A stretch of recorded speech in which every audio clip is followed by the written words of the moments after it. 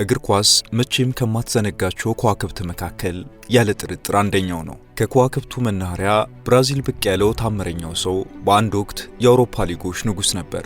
ደግሞም ታላቁን የዓለም ዋንጫ 2 ጊዜ አሸንፏል። ብዙዎች አንዴ እንኳን ያልደረሳቸውን ታላቁን የባለንዲዮር ሽልማት እሱ 2 ጊዜ ወስዶታል። ምህረት የለሹ አጥቂ ከ400 በላይ አስደናቂ ጎሎችንም በተጫዋችነቱ አስቆጥሯል። በሌላ በኩል ደግሞ እጅግ አስከፊ ጉዳቶችን የሚያስተናግድ ነበር። ሳይጠገብና የተሰጠውን ያህል ሳይጫወት የጠፋውም በዚሁ ነው። አሁን ያን ፈጣን ኳስ ተጫዋችነቱን ለማመን በሚያዳግት መልኩ እሱ ነው አይደለም እስኪባል ድረስ ሰውነቱ እጅግ ገዝፎ በተጫዋችነት ዘመኑ ያፈራውን ረብጣ ሚሊዮን ዶላር እየመነሰረ ይኖራል። Ronaldo is R9.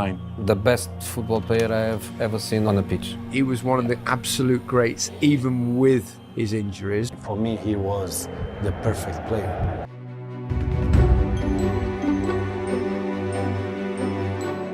ሰላም ጤና ይስጥልን ውድ የቻናላችን ተከታታዮች፣ በዛሬው ቆይታችን ደግሞ ከምንጊዜውም የእግር ኳስ ተጫዋች ተርታ የሚሰለፈው ሮናልዶ ሉዊስ ናዛሪዮ ዴሊማና አስደናቂ የህይወት ታሪኩን ልናስቃኛችሁ ወደናል። እንደተለመደው ለቻናሉ አዲስ የሆናችሁ ሰብስክራይብ በማድረግና የደወል ምልክቷን በማብራት ቤተሰብ እንድትሆኑ እየጋበዝን እስከ ዝግጅታችን ፍጻሜም አብራችሁን እንድትቆዩ በአክብሮት እንጋብዛለን።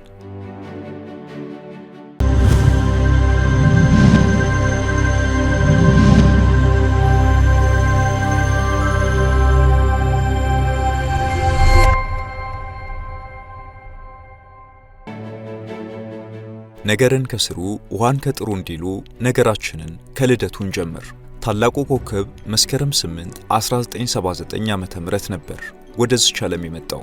እትብቱ በተቀበረባት የብራዚል ዋና ከተማ ሪዮ ደ ጄኔሮ ደግሞ የልጅነት ጊዜውን አሳልፏል። 2 ታላላቅ ወንድሞች የነበሩት ሮናልዶ ናዛሪዮ አባቱ የስልክ ጥገና ባለሙያ፣ እናቱ ደግሞ የቤት እመቤት እንደነበሩም ይነገራል። እንደ አብዛኞቹ ተጫዋቾች ድህነት ለፍቶ ለመስራትና ራሱን ለማውጣት ተጨማሪ የማንቂያ ደውልም ሆኖለታል። ገና በለጋ ዕድሜው ልዩ የእግር ኳስ ክህሎት እንዳለው ፍንትው ብሎ ይታይ ነበር። ቤተሰቦቹ ባይወዱለትም በብራዚል ጎዳናዎች ላይ ባልጠነከሩ ጉልበቶቹ ኳስ ያንከባልልም ይውላል። ዕድሜው 11 ሲደርስ ደግሞ እናትና አባቱ ተለያዩ። ይሄ ሕይወቱን የበለጠ ያወሳሰበበት ክስተት ቢሆንም እሱ ግን የበለጠ በቁጭት ለመስራት ምክንያት አድርጎ ተጠቅሞበታል። በልጅነቱ ፉትሳል ሲጫወት ማደጉ ደግሞ ኳስ የማንሸራሸር ክህሎቱ ከፍተኛ ደረጃ ላይ እንዲደርስ አግዞታል። የእግር ኳስ ተጫዋችነት መንገዱን በመክፈት በኩል ከሱ ቀድሞ የብራዚል ኮከብ የነበረው ጀርሲኒዮ አስተዋጽኦ ከፍተኛም ነበር። ሮናልዶ በብራዚል ጎዳናዎች ላይ ኳስ ሲያንሸራሽር የተመለከተው ጀርሲኒዮ በልዩ ተሰጥኦ በመደመም ሳውስ ክሪስቶቫኦ የተሰኘውን አካዳሚ እንዲቀላቀል አድርጎታል።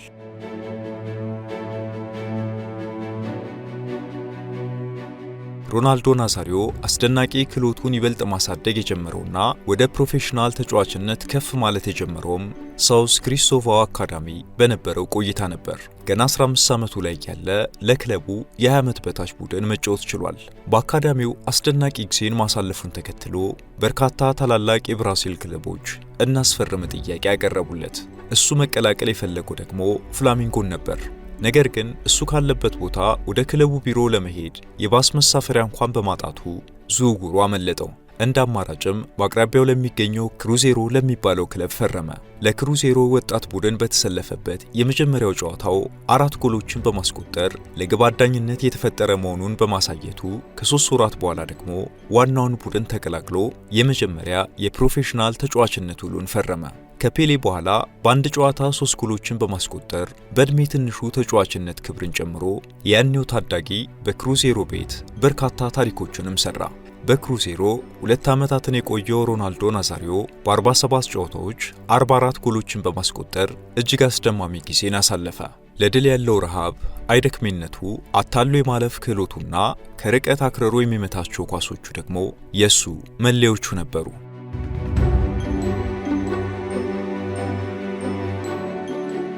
በ1994 ደግሞ የያኔው ታዳጊ ሀገሩን በዓለም ዋንጫ እንዲወክል ተጠራ። ሮናልዶ ተሰጥኦ የሚያጠያይቅ ባይሆንም እድሜውና ልምዱ ገና በመሆኑ በዚህ ውድድር ላይ ምንም ጨዋታ ባያደርግም ብራዚል ዋንጫውን ማሸነፍ ቻለች። ሮናልዶ ምንም ጨዋታ ባያደርግም በ17 ዓመቱ የዓለም ዋንጫ አሸናፊነት ማሊያን እንደ ቡድን አባልነቱ መቀበልም ችሏል። በዛው ቅጽበት ታላላቅ የአውሮፓ ክለቦች ሊያስፈርሙት ሩጫ ጀመሩ። በተለይም ማንቸስተር ዩናይትድ ተጫዋቹን የግሉ ለማድረግ በእጅጉ ተቃርቦ ነበር። ነገር ግን በእንግሊዝ መጫወት የሚያስችለውን የሥራ ፈቃድ ከማግኘት ጋር ተያይዞ በተፈጠሩ እክሎች ዝውውሩ ሳይሳካ ቀረ። ሮናልዶ ናዛሪዮም የኔዘርላንዱን ፒኤስቪን ተቀላቀለ። በፒኤስቪ ይበልጥ እየጎመራ የመጣው ሮናልዶ የተከላካዮች ፈተና ሆነ። ገና በ18 ዓመቱም የምንጊዜም ምርጡ አጥቂ መሆኑን አሳመነ። ፍጥነቱ ወደር የሌለው ኳስ የማንሸራሸር ችሎታዎች ያልተገኘለት አክርሮ በመምታት የተካነ ተጫዋች ነው። በፒኤስቪ 2 ዓመታት ቆይታውም የሀገሪቱን የሊግ ዋንጫ አሸንፏል። ኮከብ ግብ አስቆጣሪም እርሱ ነበር። በ58 ጨዋታዎች 54 ግቦችንም በስሙ ማስመዝገብ ችሎ ነበር።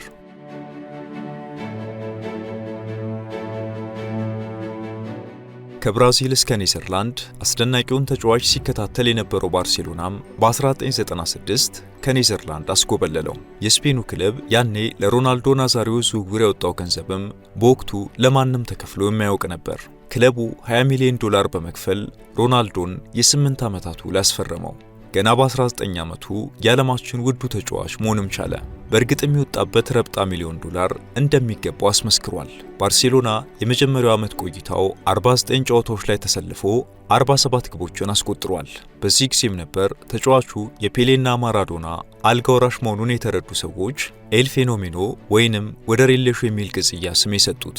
ከሱ ጋር መስራት እጅግ አዋጭ መሆኑን የተረዳው የስፖርት ትጥቅ አምራቹ ናይኪ ያኔውን የ20 ዓመት ወጣት $160 ሚሊዮን ከፍሎ የ10 ዓመት የማስታወቂያ ስፖንሰርሺፕ ውል አስፈረመው።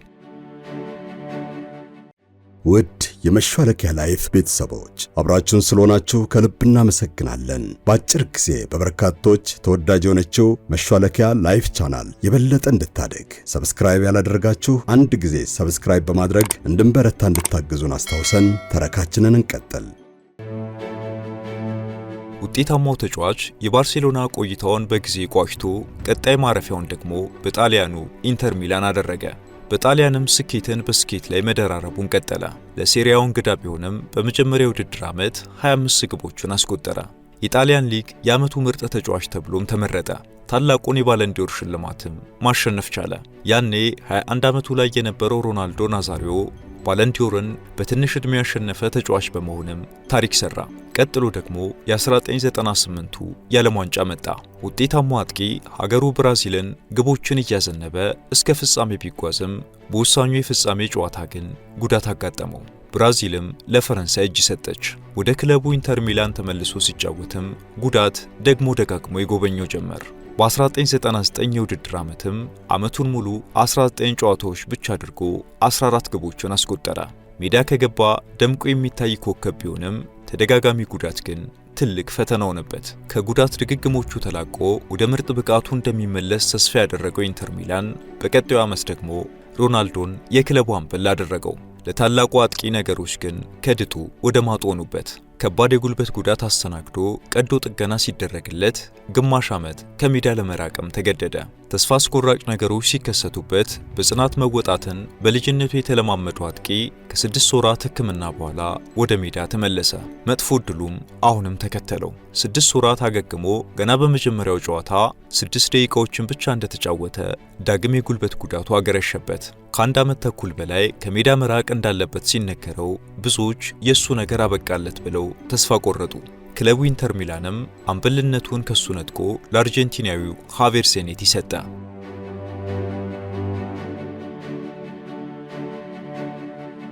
በአውሮፓውያኑ 2002 ደግሞ ኮሪያና ጃፓን የዓለም ዋንጫን አዘጋጁ። ለብራዚል ከ4 ዓመት በፊት ለፍጻሜ ደርሰው በፈረንሳይ ዋንጫውን የተነጠቁበት አስቆጭ አጋጣሚን ለመቀልበስ ምቹ አጋጣሚም ነበር። ተደጋጋሚ ጉዳት ሲጎበኝ የነበረው ሮናልዶ ናዛሪዮ ታዲያ ከጉዳቱ አገግሞ ሀገሩን የዋንጫው ባለቤት ለማድረግ እሳት ጎርሶ እሳት ለብሶ ተሰለፈ። በውድድሩ ለየት ያለ የፀጉር ቁርጥ ተቆርጦም ነበር የቀረበው። እቺ ለየት ያለች የፀጉር ቁርጡ ስታይል እስካሁን በስሙ ተሰይማ በሀገራችን ሳይቀር ብዙዎች ይከተሏት ነበር። ሮናልዶ በዚህ ዓለም ዋንጫ በፀጉር ቁርጥ ብቻ አይደለም ለየት ብሎ የመጣው። የፍጻሜውን ጨዋታ ጨምሮ 8 ግቦችን በማስቆጠር ሀገሩን የግዙፍ ዋንጫ ባለቤት አድርጓታል። በዚሁ ዓመት የዓለም ምርጡ ተጫዋች ተብሎም የባለንዲዮር ሽልማትን ለሁለተኛ ጊዜ ወስዷል። ከጉዳት መልስ ምርጥ ብቃቱን ዳግም ማግኘቱን ተከትሎ የስፔኑ ኃያል ክለብ ሪያል ማድሪድ ተጫዋቹን አስፈረመው። የክለቡ ደጋፊዎችም በዝውውሩ እጅግ ደስተኛ ስለነበሩ በስሙ የታተሙ ማሊያዎችን ለእግር ተሻምተው ገዝቷቸዋል። በሪያል ማድሪድ ቆይታውም በርካታ ግቦችን ሲያስቆጥር በተለይ ሪያል ማድሪድ ከማንቸስተር ዩናይትድ ለዛውም እንግሊዝ ላይ ባደረጉት ጨዋታ 3 ግቦችን አስቆጥሮ የዩናይትድ ደጋፊዎች ሳይቀሩ ቆሞ አጨብጭበውለታል። ማድሪድ ቤት 3 አስገራሚ ዓመታትን ካሳለፈ በኋላ የጉዳት እርግማኑ ዳግም ተመለሰበት። ከተደጋጋሚ ጉዳቱ በተጨማሪም የምግብ እሽክርክሪቱ ዝቅተኛ ሆነ። ይህ ደግሞ በቀላሉ ክብደት እንዲጨምር ስለሚያደርገው ፈጣን እግሮቹ ዝግ ማለት ጀመሩ።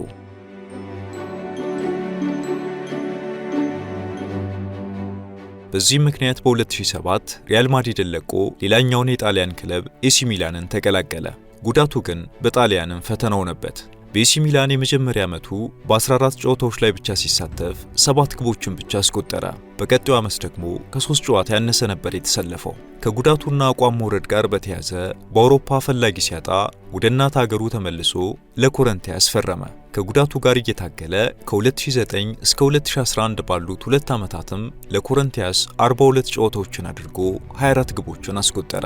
በመጨረሻም ግን ተደጋጋሚ ጉዳቱ ተስፋ አስቆረጠው። በ34 ዓመቱም አይምሮዬ መጫወት ቢፈልግም ጉዳት የማልቋቋመው ፈተና ሆኖብኛል ብሎ በ34 ዓመቱ ጫማውን ሰቀለ። ከ400 በላይ ማራኪ ጎሎችን አስቆጥሮ 2 ባለንዲዮር 2 የዓለም ዋንጫንም ከፍ አድርጎ በመጨረሻም አስደናቂው ተጫዋች ከእግር ኳስ ተለያየ። አሁን እግር ኳስ መጫወት የጀመረበትንና ለኃያልነቱ መንደርደሪያ የሆነውን ክሩዜሮ የተሰኘውን ክለብ ገዝቶ መጫወት ባይችል የእግር ኳስ ክለብ ባለቤት ሆኗል።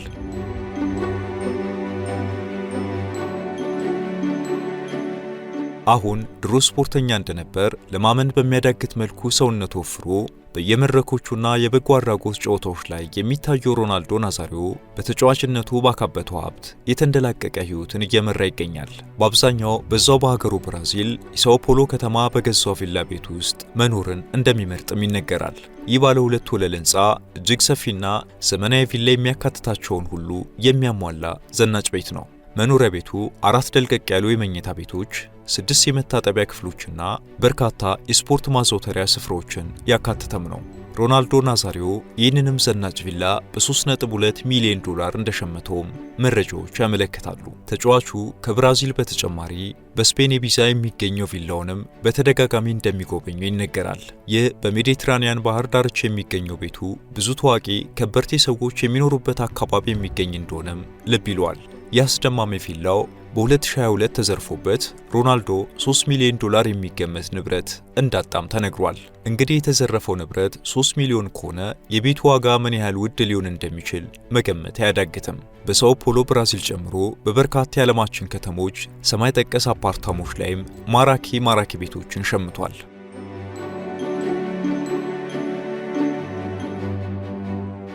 ሮናልዶ ናዛሪዮ በእግር ኳስ ሜዳ ላይ ከነግርማ ሞገሱ ሲንሸራሸር በሰበሰበው ረብጣ ሚሊዮን ዶላር ምራቅ የሚያስወጡ በርካታ መኪኖችንም ገዝቷል። ተጫዋቹ ከገዛቸው መኪኖች መካከል እጅግ ውድ የምትባለው ደግሞ የላምበርጊኒ አቬንቲዶር መኪናው ነች። እቺ መኪና ከ400,000 ዶላር በታች የምትገኝም አይደለችም። በሰማይ መብረር በሚያሻው ሰዓት ደግሞ ገልፍ ስትሪም G200 የተሰኘ የግል አውሮፕላን እንዳለውም መረጃዎች ያሳያሉ። ይህ እጅግ ዘመናዊ መካከለኛ ደረጃ የግል አውሮፕላን 10 ተሳፋሪዎችን አንደላቆ ማጓጓዝም ይችላል። የዋጋው ነገርስ ከተባለ ደግሞ ሮናልዶ 5.5 ሚሊዮን ዶላር እንደወጣበት ይነገራል። ሮናልዶ በ2006 ዳንኤላ ሳግሬሌ የተባለች ሴትን አግብቶ 3 ጉልቻ ቀይሻለሁ ብሎም ነበር። የጥንዶቹ ሰርግ ፈረንሳይ ሀገር በሚገኝ ቤተ መንግሥት ሲከናወን ለድግሱ 1.5 ሚሊዮን ዶላርም አውጥቷል። ዳሩ ምን ያደርጋል፣ በትዳር የቆዩት ግን ለ3 ወራት ብቻ ነበር። ከተደጋጋሚ ትዳሮች በኋላም አሁን ማሪያ ባትሬዚ ከተባለች ሴት ጋር በትዳር እየኖረ ሲሆን 2 ልጆችንም አፍርቷል። እግር ኳስ ደግሞ አሁንም እነዛን አስደናቂ ጎሎቹንና አስደማሚ ክህሎቱን አልዘነጋችውም።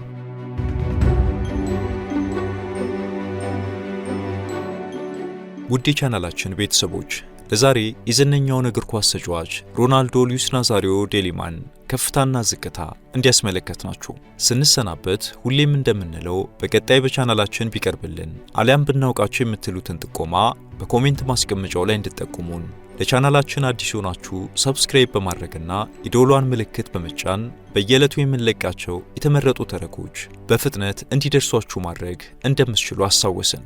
ሰናይ ጊዜ በያላችሁበት።